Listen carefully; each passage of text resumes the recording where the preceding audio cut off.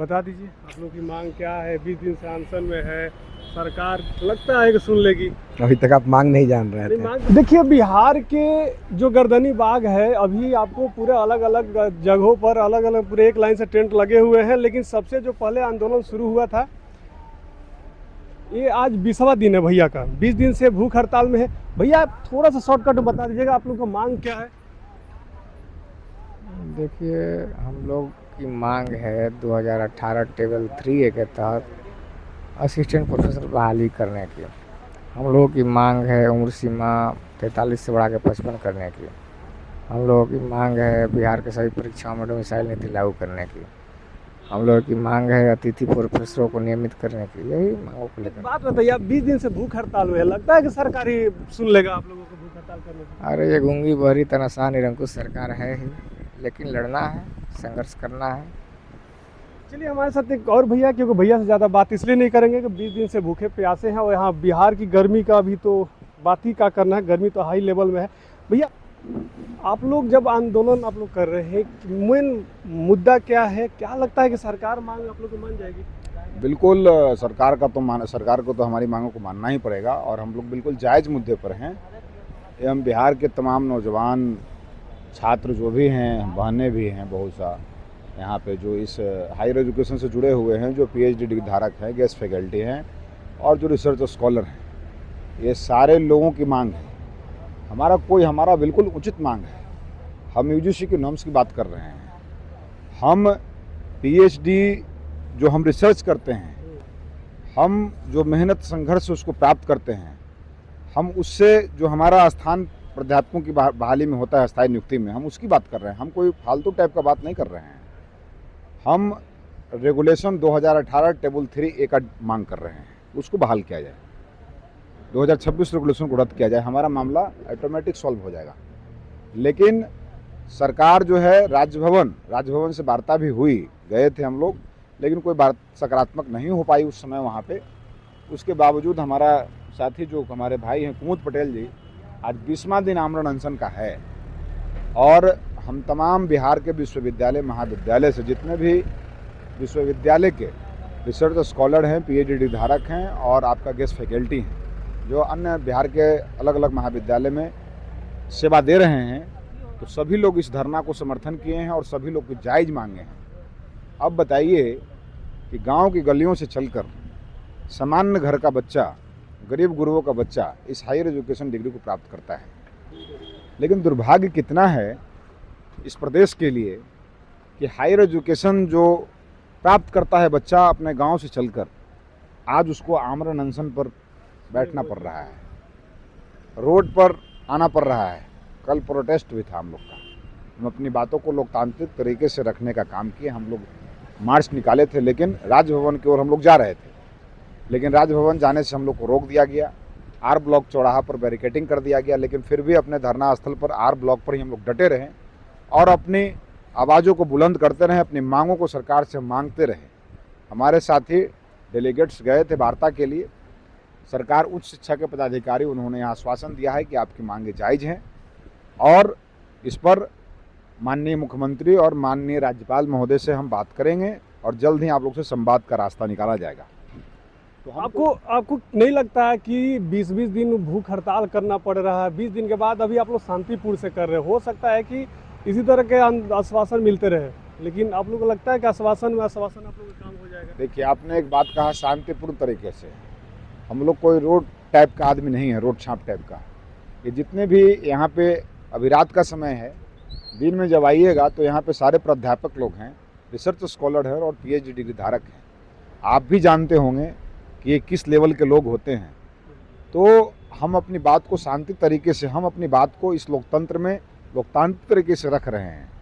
हम कोई उग्र नहीं, हम तो सरकार से वार्ता के लिए लगातार प्रयास कर रहे हैं। सरकार हमसे वार्ता करे, हमारी समस्याओं को सुने, उस पर विचार करें। हम तो यही उनसे कह रहे हैं। हम कोई नया चीज़ का बात नहीं कर रहे हैं कि नए कोई लाइन की बात कर रहे हैं। हम तो जो 2018 रेगुलेशन था, टेबल 3A, उसी पर बात कर रहे हैं, जो इतने दिनों से नियुक्ति होते चली आई, जो उसमें नियमावली जो बना हुआ है, हम उसकी बात कर रहे हैं। अगर हम इतने मेहनत और संघर्ष करके इस डिग्री को प्राप्त किया, या हमारे भाई कर रहे हैं, या जो हमारे साथी अभी गेस्ट फैकल्टी हैं तो सेवा दे रहे हैं महाविद्यालय में, क्या हम इसलिए किए थे कि बिहार में प्रोफेसर की जब नियुक्ति हो तो उससे हम लोग बाहर हो जाएं? अब बताइए कि इसका एज आयु जो था ये 55 वर्ष था 2018 के रेगुलेशन के अकॉर्डिंग, उसको घटा के इन्होंने 43 कर दिया। उसमें भी 3 दिन में 3 नियम बदला, 40 किया, 41 किया, 42 किया, फिर 43 किया। अब तो समझ में नहीं आ रहा है कि हायर एजुकेशन में कौन लोग बोर्ड में बैठे हुए हैं, कैसे निर्णय ले रहे हैं कि अपने ही आदेश को वो 3 दिन में 3 बार पलटते हैं। ये कैसे लोग हैं?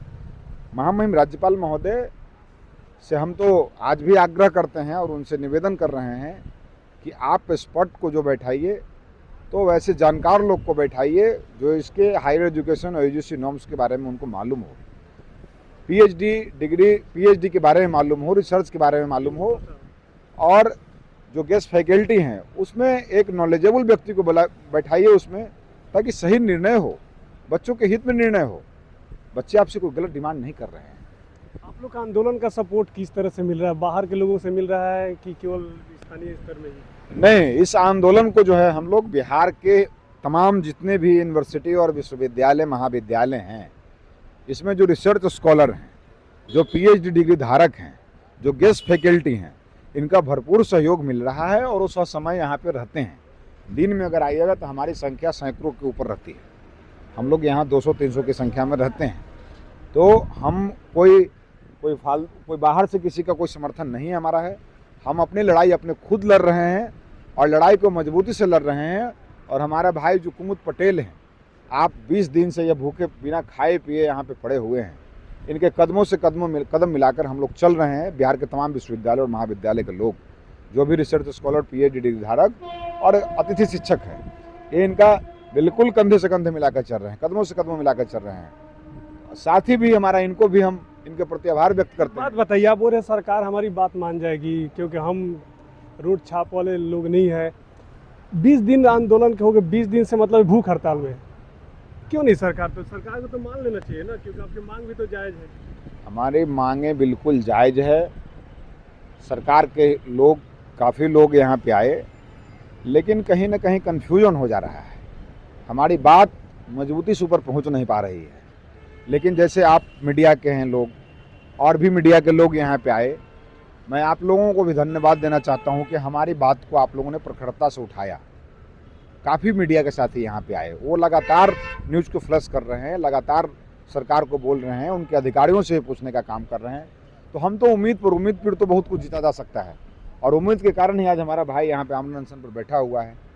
तो हमें ये उम्मीद है कि सरकार हमसे सकारात्मक वार्ता करेगी, और इस जो हमारा उचित मांग है, जितने भी हमारे प्रमुख मांगे हैं, सरकार इसको मानेगी, ऐसी उम्मीद हमें है। अभी इनका स्थिति क्या है? अभी स्थिति बहुत बेहतर नहीं कहा जा सकता है, चूँकि आप समझ सकते हैं कि 20 दिन से कोई बिना खाए पिए हुए आदमी बैठा हुआ है, तो उसकी स्थिति आप भी बेहतर समझ रहे होंगे। लेकिन साथी को हम इनके प्रति कोटि कोटि आभार व्यक्त करते हैं, और कि ये साथी हमारा एकदम जज्बा और जुनून के साथ, इनका भी संकल्प है कि जो है हम अपनी लड़ाई को जीत कर ही रहेंगे।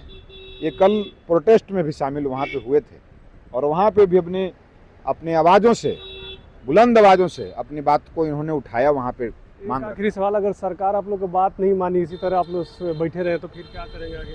देखिए, अगर सरकार हमसे वार्ता नहीं करती और बात नहीं मानती है, तो इस आंदोलन को हम रुकने नहीं देंगे। इस आंदोलन को हम चरणबद्ध तरीके से आगे बढ़ाएंगे। उस पर हम बैठ के, हम सारे लोग, जितने भी research scholar, guest faculty, PhD धारक हैं, सारे बैठ के हम लोग इस पर निर्णय लेंगे। और इस इतने दिन हमारा अगर भाई 20 दिन आमरण अनशन पर बैठा है, इस लड़ाई को इतना जल्दी हम कमज़ोर नहीं होने देंगे। हम चरणबद्ध तरीके से इस आंदोलन को आगे बढ़ाएंगे, और जब तक वार्ता हमसे सकारात्मक नहीं होती है, हमारा आंदोलन चलते रहेगा। बता दीजिए आप लोग की मांग क्या है? 20 दिन से अनशन में है, सरकार लगता है कि सुन लेगी। अभी तक आप मांग नहीं जान रहे थे। मांग तो हम जान रहे हैं। चलिए खैर, कोई बात नहीं, बता देते व्यूअर्स को हैं। बताइए ना, हमको जानने से हम व्यूअर्स को ये बता देना चाहते हैं, और आपको भी खास तौर पे, कि जब हम पीएचडी करने निकले थे, तो उस समय हमारी जो सोच थी कि भाई हम पीएचडी कर लेंगे तो आने वाले समय में हम सहायक प्रोफेसर में मतलब एलिजिबल हो जाएंगे फॉर्म उर्म भरने के लिए।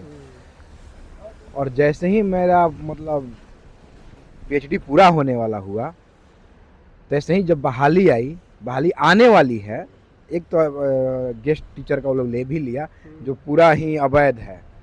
उसमें देख रहे हैं कि छात्र पकड़े जा रहे हैं, वो तो रद्द करना पड़ेगा। जो एपीआई वाला जो हुआ है ना अभी 1 महीना के अंदर में, पूरा अवैध है वो।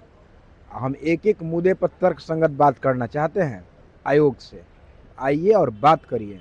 आयोग क्यों नहीं देखिए आ आज भी हम आप दिखा देते हैं, फोन लेकर दिखा देंगे आपको कि एक छात्र मिला है जो यूजीसी नेट के माध्यम से, एपीआई के माध्यम से वो गेस्ट लेक्चरर में हो गया था। आज पूर्णिया में आज वो बाहर हो गया।